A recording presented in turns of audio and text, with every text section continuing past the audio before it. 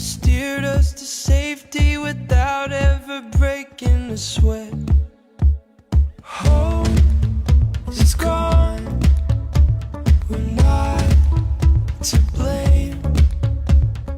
Though it's wrong, it feels the same. If we're 100 feet beneath the deepest sea, we're at the mercy of the tide. No matter where we are, whether you're near or far, I'll be forever on your side. If we're 100 feet beneath the deepest sea, we're at the mercy of the tide. No matter where we are, whether you're near or far, I'll be forever on your side. I'll be forever on your side. I'll be forever on your side.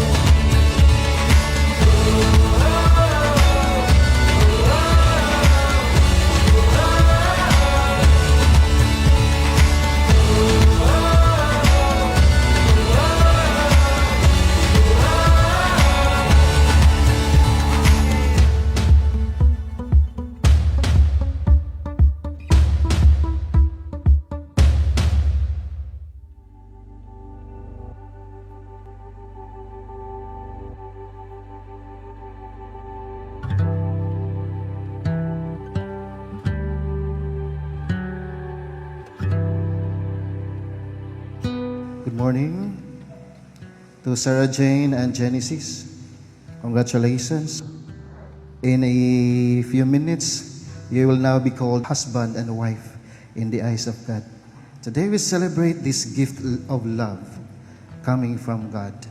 It is not an accident or consequence or coincident rather nga magkakita among duha and maka-feel mo og love sa usag-usa. Kana siya kay gikan gayud sa Ginoo ug sa kahitasan. Busa padayon sa pagigugmaay sa usag-usa. Right back where it started, and looking back where we wanted. We'll carry all our scars, but not in vain. Hi babe, I never imagined this day would come. At 35, who would have thought I am getting married? I thought I was living my best life. I've got a loving family and very supportive friends and a good stable job. But God sent me an unexpected gift. And it was you, babe. Thank you for coming into my life and for making it a lot brighter.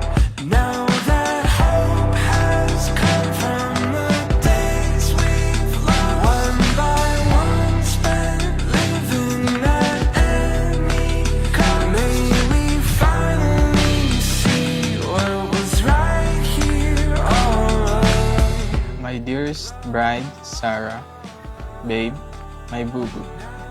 I still remember when we first met dun sa galeriya. Habang palakad-lakad tayo, pansin ko lagi ka tumitingin at nagpapakyut sa akin.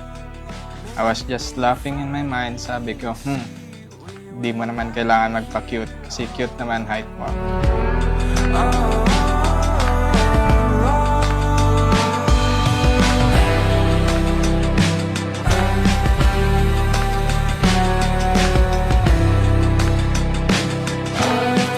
Today, as we embark a new chapter together, I vow to cherish our marriage and let God be our guide in this new journey. I promise to take care of your well-being and love you with all my heart.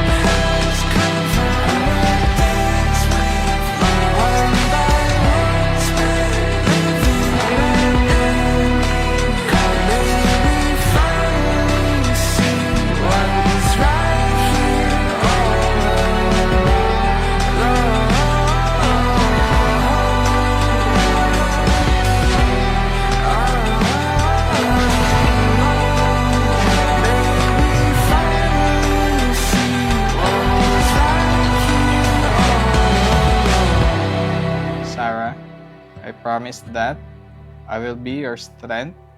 I will fight for you. I will take care of you I will make you happy. I will never leave you, and I will always love you. And if life repeats 1,000 times, I will still choose you until forever.